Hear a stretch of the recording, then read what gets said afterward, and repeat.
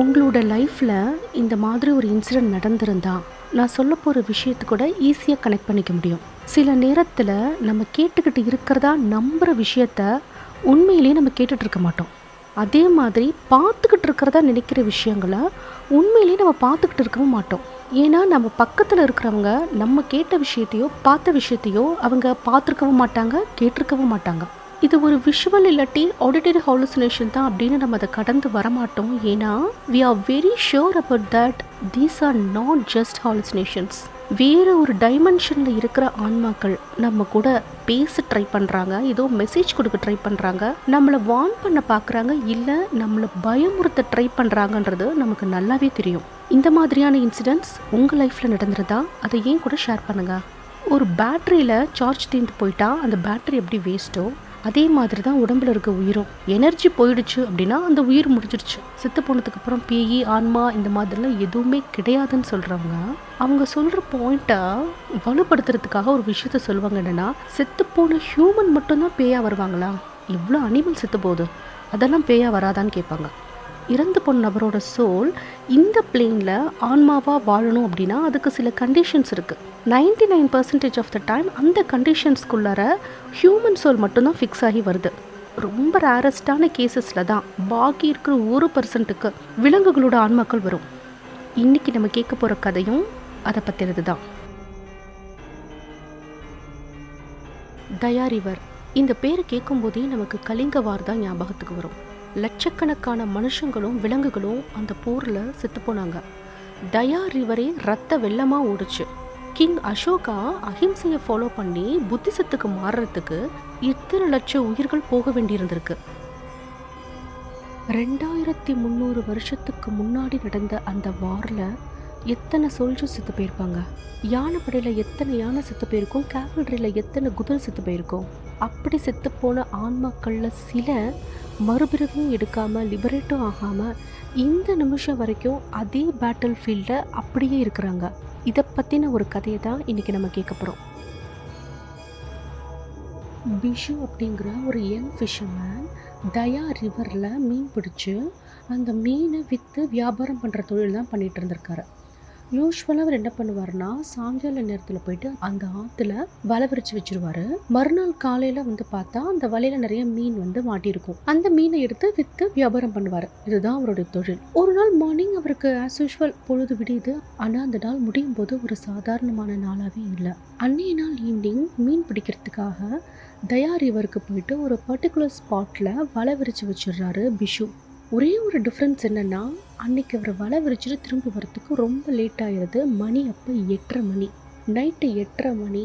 அந்த ஆத்தங்கரையை ஒட்டி இருக்கிற ஏரியா ஃபுல்லாக ஒரு பெரிய காடு, அடர்ந்த காடு, இருட்டு. இந்த மாதிரி சில சமயங்களில் நடந்திருக்கு அப்படின்றதுனால பிஷுவுக்கு அன்னைய நாள் நைட்டு பெருசாக ஒன்றும் பயமே தெரியல. பிஷு இந்த காட்டு வழியாக நடந்து வந்துக்கிட்டே இருக்காரு. ஃபுல்லாக இருட்டாக இருக்குது. காட்டை கடந்து கொஞ்சம் தூரம் போனால் தான் ஊரே வரும். ஊருக்குள்ளே போனால் தான் எங்கள் வீடு. அந்நேரத்தில் இவருக்கு ஏதோ சின்னதாக ஒரு மைல்டான ஒரு சத்தம் ஒன்று கேட்குது. அது என்ன சத்தம் அப்படிங்கிறத பிஷுவால் கண்டுபிடிக்கவே முடியல. ஏன்னா இதுக்கு முன்னாடி இந்த மாதிரியான சத்தத்தை அவர் கேட்டதே கிடையாது. ஏதோ ஒரு சத்தம்பா அப்படின்னு அவர் இக்னோர் பண்ணிவிட்டு அந்த காட்டுக்குள்ளே நடந்து போய்கிட்டே இருக்காரு. கொஞ்சம் தூரம் போக போக அவருக்கு கேட்ட சத்தமும் வால்யூம் வந்து ரைஸ் ஆகிட்டே போகுது. லவுடராக கேட்கும் போது தான் அது என்ன சத்தம் அப்படிங்கிறது பிஷுவுக்கு புரிய வருது. அது யானையோட பிளறல் சத்தம், ட்ரம்பட் சவுண்டு. இப்போ பிஷுவுக்கு ரொம்ப ஷாக்கிங்காக இருக்குது. ஏன்னா இது வரைக்கும் அந்த காட்டுக்குள்ளார அவர் யானையெல்லாம் பார்த்ததே கிடையாது. இந்த ஊர்லேயே அவர் சின்ன பிள்ளையிலேருந்து இருக்காரு. இந்த காட்டுக்குள்ளே யானை வந்ததே கிடையாது. எப்படி இப்போ ஒரு யானையோட சத்தம் கேட்குது அப்படின்னு யோசிக்கிறாரு. கேட்குறதும் ஒரே ஒரு யானையோட சத்தம் தான். பொதுவாகவே யானையெல்லாம் கும்பலாக தான் இருக்கும், கூட்டமாக இருக்கும். அதனால் பிஷு என்ன நினச்சிக்கிட்டார் அப்படின்னா, கூட்டத்திலேருந்து ஒரு யானை வந்து மிஸ் ஆகிடுச்சு போல இருக்கு. அந்த யானை தான் இப்போ சிங்கிளாக இருந்து கத்திக்கிட்டு இருக்கு.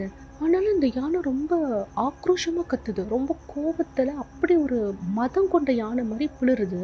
இதை கேட்கும்போது பிஷுவுக்கு ரொம்ப பயமாக இருக்குது. அவர் ஒரு இடத்துல நின்று சுற்றி முற்றி பார்க்குறாரு. இந்த சத்தம் எங்கேருந்து வருது, நம்ம எந்த டைரக்ஷன்லேருந்து இந்த சவுண்டு வருது, நம்ம எந்த பக்கம் ஓடலாம் அப்படின்னு பிஷு யோசிச்சுட்டு இருக்கும்போது அந்த சத்தம் ரொம்ப கிட்ட கேட்குது. அது கூடவே பூமியெல்லாம் அதிர்ற மாதிரி ஒரு ஃபீல் பிஷுவுக்கு வருது. பிஷு நிற்கிற இடத்துல இருந்து ஒரு ஃபியூ ஃபீட் தான் தூரம். அந்த தூரத்தில் மரக்கலையெல்லாம் முறிச்சு தள்ளிக்கிட்டு 15 அடி உயரத்துக்கு ஒரு பெரிய உருவம். அது என்ன உருவம் பார்த்தா ஒரு யானை. வெள்ளை கலரில் இருக்க அந்த யானை பிஷுவுக்கு அதை பார்க்கும்போது ஒரு செகண்ட் அவர் மூளைக்குள்ளே நிறைய விஷயங்கள் ஓடுது. நம்ம இது வரைக்கும் யானையை கருப்பு யானையை தான் பார்த்துருக்கோம். இந்த யானையோட இவ்வளோ வெள்ளையாக இருக்குது, இவ்வளோ இருட்டுக்குள்ளேயும் இந்த யானை இப்படி வெள்ளையாக தெரியுது அப்படின்னு பார்க்குறாரு. அந்த யானை வந்து பார்க்குறதுக்கே ரொம்ப மெஜஸ்டிக்காக ரொம்ப ராயல் லுக்கில் இருக்குது. அதோடைய தும்பிக்கை தந்தம் எல்லாத்துலேயுமே நகையெல்லாம் போட்டு அலங்காரம் பண்ண மாதிரி இருக்குது. அந்த யானையோடைய முதுகில் பட்டு துணி விரித்து அது மேலே ஒரு ரொம்ப டெக்கரேட் பண்ண ஒரு அம்பாரி ஒன்று இருக்குது. ஹெவி வெயிட்டான சங்கிலி மெட்டலால் ஆன ஒரு சங்கிலியை கழுத்தில் போட்டிருக்கு. இவ்வளோ வெயிட்டையும் தூக்கிக்கிட்டு ஒரு யானை வந்து ஓடி வரணும் அப்படின்னா அந்த யானையோட வெயிட் எந்த அளவுக்கு இருக்கணும்?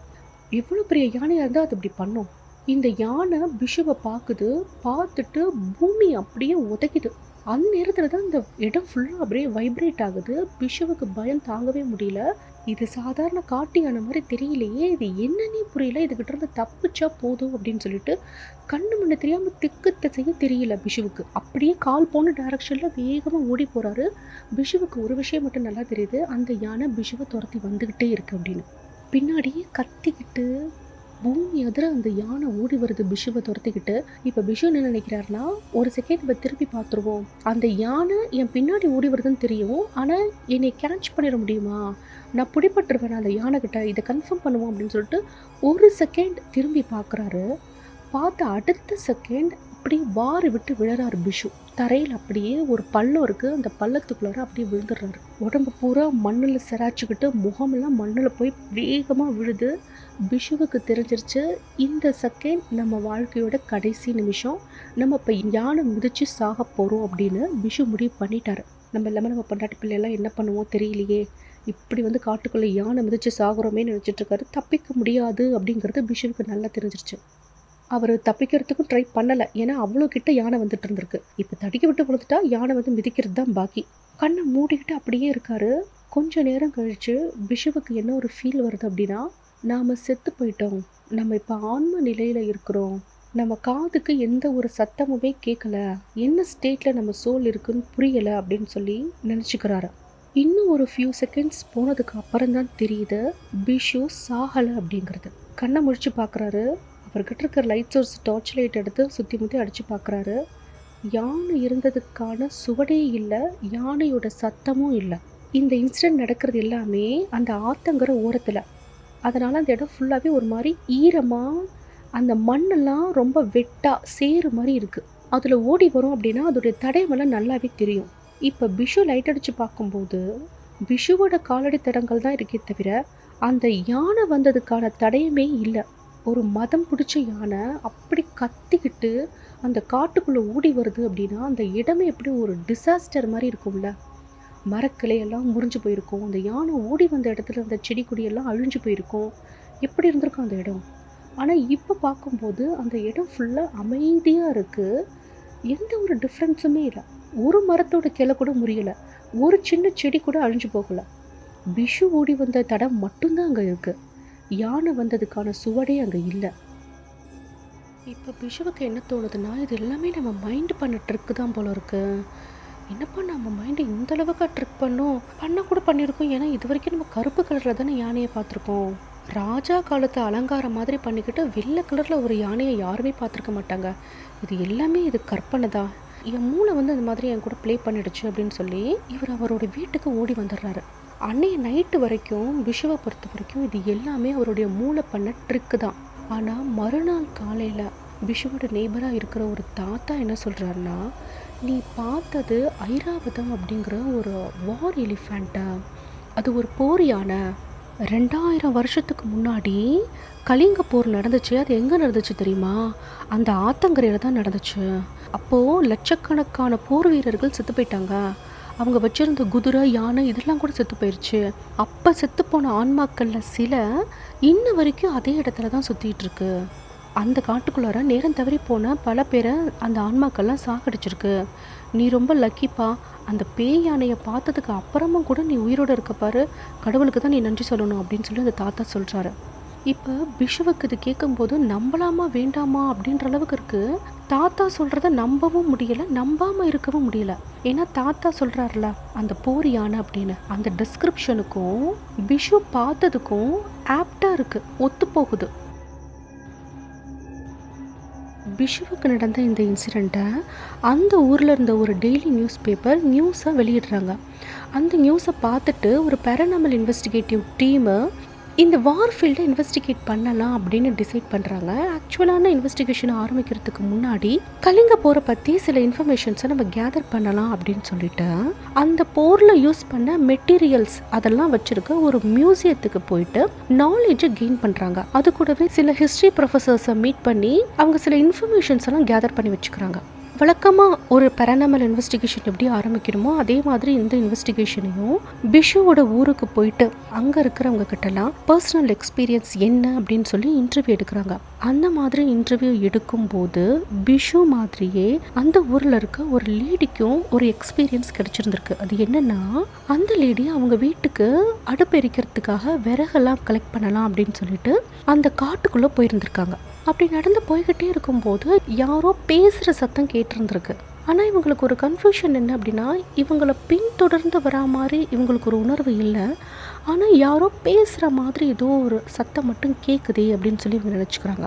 அப்போது இவங்க கையில் இருந்த அருவாள், விறகு வெட்டுறதுக்கு எடுத்துகிட்டு போன அந்த அருவாலை நல்லா டைட்டாக க்ரிப்பாக பிடிச்சிக்கிறாங்க. ஏன்னா ஒருவேளை ஏதாவது ரவுடி பசங்களாக இருந்து நம்மக்கிட்ட ஏதாவது மிஸ்பிஹேவ் பண்ண வந்தாங்க அப்படின்னா நம்மளோட செல்ஃப் டிஃபென்ஸுக்காக இதுதான் நமக்கு ஹெல்ப் பண்ணுன்னு சொல்லி அந்த அருவாலை நல்லா டைட்டாக பிடிச்சிக்கிறாங்க. அவங்க அந்த காட்டுக்குள்ளே போயிட்டு மரமெல்லாம் வெட்டி விறகெல்லாம் சேகரிச்சிட்டாங்க.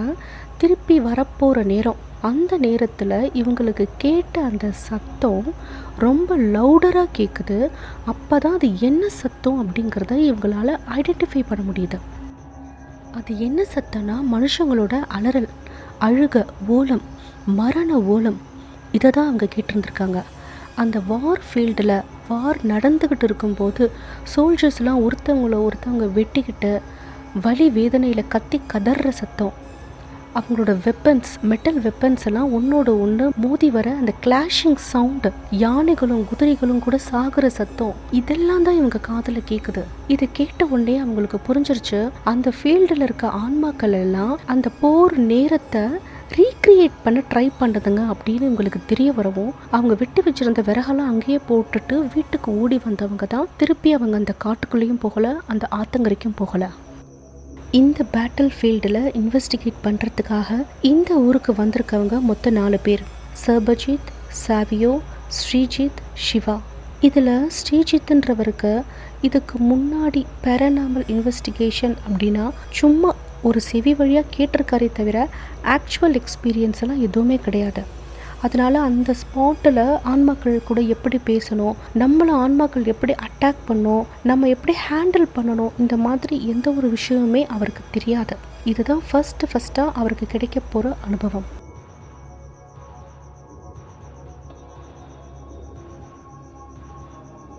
அன்னைக்கு ராத்திரி தயா ரிவருக்கு பக்கத்தில் இருக்க அந்த காட்டுக்குள்ளே இந்த ஆன்மாக்களை பற்றி எல்லாம் ஆராய்ச்சி பண்ணுறதுக்காக இந்த 4 பேருமே போகிறாங்க. ராத்திரி 8:30 மணி, காடு ஃபுல்லாக இருட்டாக இருக்குது, ஒரு சத்தம் கூட இல்லை. அந்த காட்டை பார்த்தா நார்மலாக ஒரு காடு இருக்கிற மாதிரி தான் இருக்குது.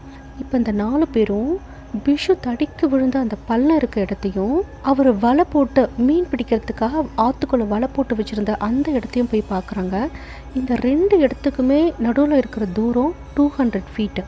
கேமராவை ஹேண்டில் பண்ண போகிற சாவியோவும் சிவாவும் அந்த பள்ளத்துக்கு கொஞ்சம் தூரமாக கேமராவை வச்சு ஃபோக்கஸ் பண்ணிக்கிறாங்க, இந்த பள்ளத்தையும் அந்த வலை போட்ட இடத்தையும்.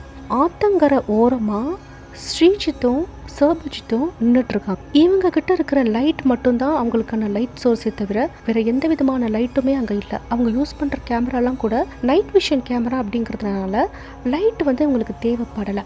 அந்த இருட்டுக்குள்ளார சர்பஜித் தன்னோட பேக்கில் இருந்து கோஸ்ட் மீட்டரை வெளியே எடுக்கிறாரு. அப்படி வெளியே எடுக்கும் போதே 4 பேருக்கும் ரொம்ப ஷாக்கிங்காக இருக்குது. என்னென்னா, அந்த மீட்டரில் 4 லைட்டு ஆல்ரெடி பிளிங்க் ஆகிட்டு தான் இருக்குது.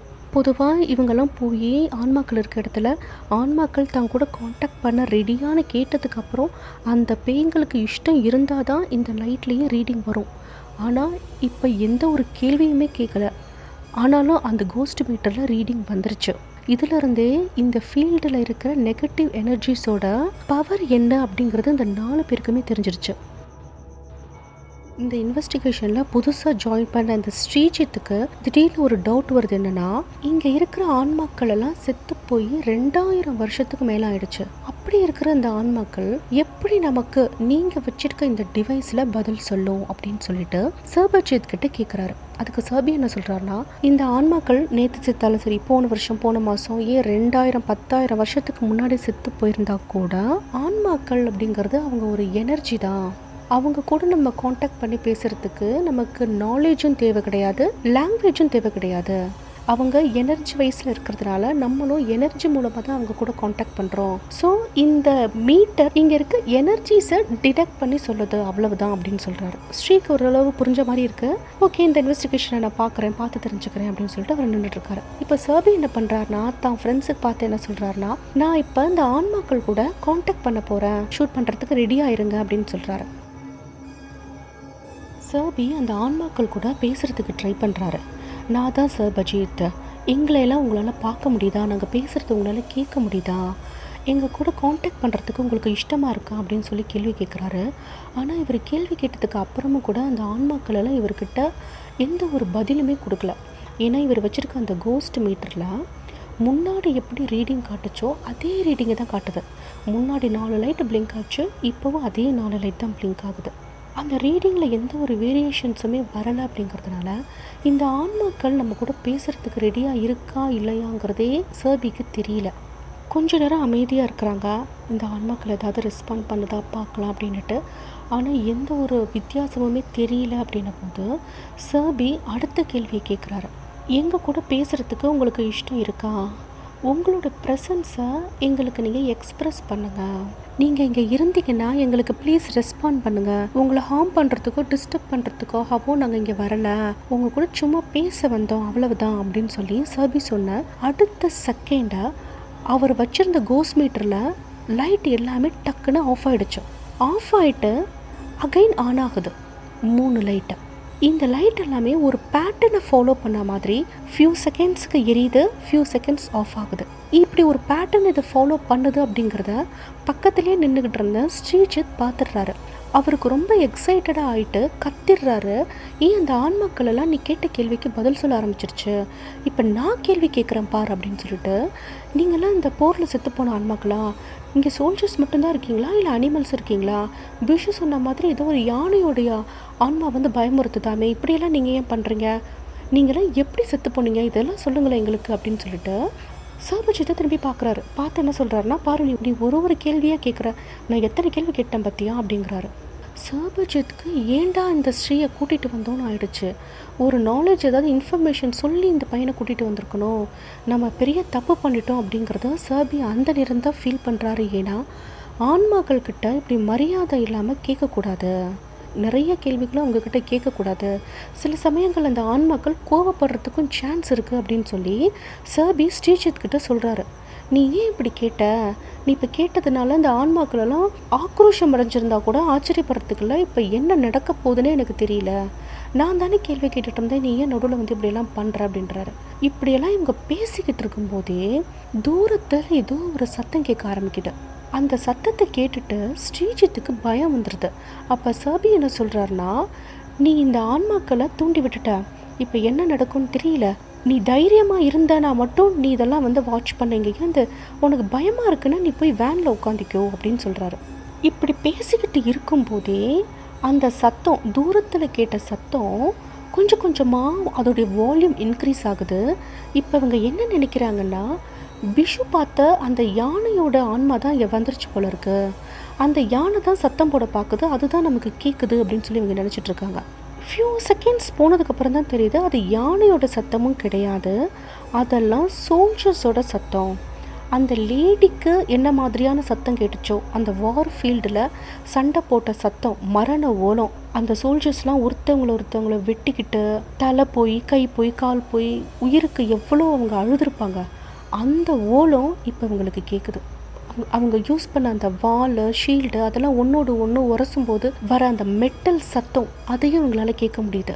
அந்த ஃபீல்டில் இருந்த யானை குதிரை எல்லாமே அழுகுது, அப்படி ஒரு ஓலம் அவ்வளோ சத்தமாகவே கேட்குது. இப்போ சாவியோ சர்பஜித் கிட்ட என்ன கேட்குறாருன்னா, இந்த சத்தமெல்லாம் உண்மையிலேயே கேட்குதா இல்லை இந்த சத்தங்கள் நம்ம காதுக்கு மட்டும் கேட்குதா அப்படின்னு. இவங்க நின்றுட்டுருக்க இடத்துலேருந்து கொஞ்சம் தூரம் தள்ளி தான் அந்த சத்தம் கேட்குது. அதனால் இவங்க 4 பேர் என்ன டிசைட் பண்ணுறாங்கன்னா, அந்த இடத்துக்கு ஓடி போய் பார்க்கலாம், அங்கே ஏதாவது இருந்துச்சுன்னா நம்ம கேப்சர் பண்ணி ஃபுட்டேஜெல்லாம் எடுத்துக்கலாம் அப்படின்னு சொல்லிட்டு அந்த இடத்துக்கு போய் பார்க்குறாங்க. ஆனால் அங்கே எதுவுமே இல்லை. விசிபிளாக கண்ணுக்கு எதுவும் தெரியவும் இல்லை. அவ்வளோ நேரம் கேட்டுட்டு இருந்த சத்தமும் இப்போ நின்று போயிடுச்சு. என்னடா இங்கே ஒன்றுமே இல்லை, ஒருவேளை இங்கே நம்ம கேமராலாம் செட் பண்ணி வச்சோன்னா ஏதாவது ஃபுட்டேஜ் நம்மளால் கேப்சர் பண்ணி எடுக்க முடியுமான்னு இவங்க பேசிகிட்டு இருக்கும்போது தூரத்தில் யாரோ கத்துற மாதிரி, சத்தமாக கத்துற மாதிரி ஒரு சத்தம் ஒன்று கேட்குது. ஆனால் இவங்களுக்கு நல்லா தெரியுது இது ஏதோ ஆன்மாவோட சத்தம் கிடையாது, இது ஒரு ஹியூமனோட சத்தம் அப்படின்னு. யார் அப்படி கத்துறதுன்னு திரும்பி பார்த்தா தான் தெரியுது இவங்க கூட வந்துக்கிட்டு இருந்த ஸ்ரீஜித்தை காணோம். 3 பேரும் ஒருத்தவங்க கேட்குறாங்க, நம்ம கூடவே தானே வந்துட்டு இருந்தா, நம்ம பின்னாடி தானே வந்துட்டு இருந்தா, எங்கே போனால் அவனை காணமேன்னு பார்த்தா ஸ்ரீஜித்து அந்த ஆத்தங்கிற ஓரமாக நின்றுட்டு இருக்காரு. இவங்க 3 பேரும் வேகமாக ஓடி போய் ஸ்ரீஜித்தை பார்க்குறாங்க. ஸ்ரீஜித்து அந்த ஆறை ஃபேஸ் பண்ணி நிற்கிறாரு. ஸ்ரீஜித்தோட பேக் சைடு மட்டும் தான் அவங்களால பார்க்க முடியுது. ஆனால் பார்த்தாலே தெரியுது அவர் எதையோ பார்த்து பயந்து நடுங்கிக்கிட்டு இருக்காருன்னு.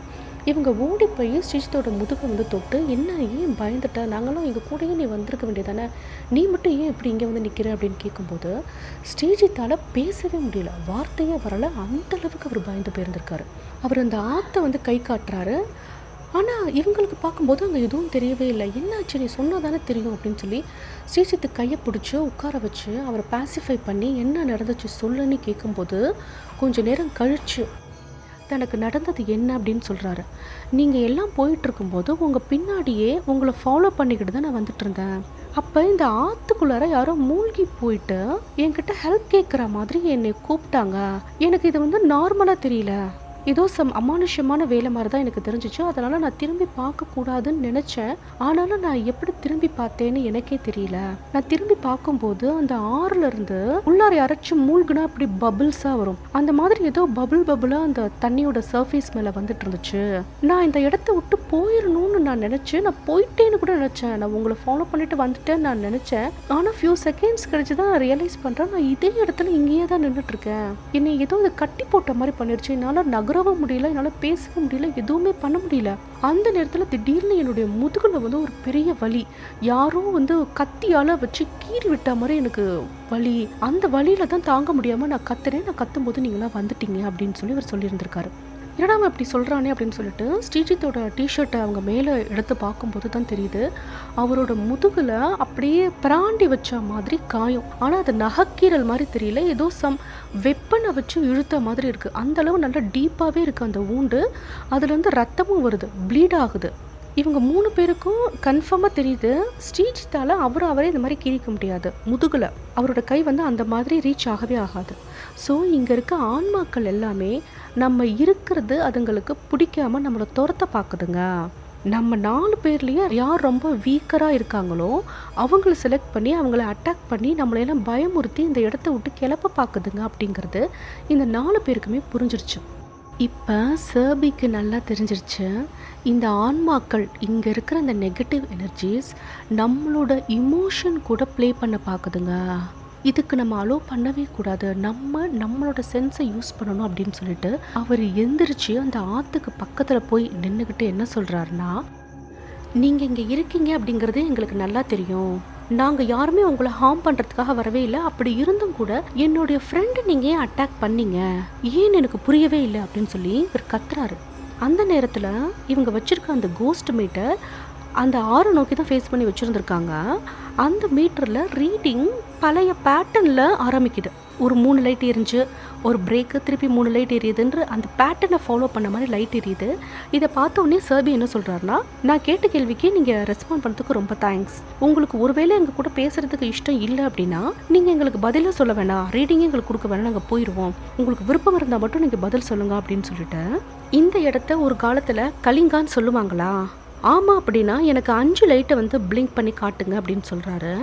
சர்பஜித் இப்போ கலிங்கா அப்படிங்கிற அந்த வேர்டை, அந்த பேரை வேணும்னே தான் சொல்கிறாரு. ஏன்னா ஒரு 2000 வருஷமாக இங்கே இருக்கிற இந்த ஸ்பிரிட்ஸ், இந்த எனர்ஜிஸ் கலிங்கா அப்படிங்கிற பேரை வந்து கேட்டிருக்கவே மாட்டாங்க, கேட்டிருக்கிறதுக்கு சான்ஸே இல்லை. அதனால் இந்த பேரை வந்து அவங்களுக்கு ஞாபகப்படுத்துறதன் மூலமாக அந்த வார் ஃபீல்டையே, அந்த போர்க்களத்தை இந்த ஸ்பிரிட்ஸுக்கு ஞாபகப்படுத்தி விடலாம். இப்போ இவங்க வந்து நம்ம கூட காண்டாக்ட் பண்றதுக்கு ரெடியா வருவாங்க அப்படின்ற ஒரு இன்டென்ஷனோட தான் வேணும்னு தான் சர்பஜித் கலிங்கா அப்படிங்கிற வேர்டை யூஸ் பண்ணியிருந்திருக்காரு.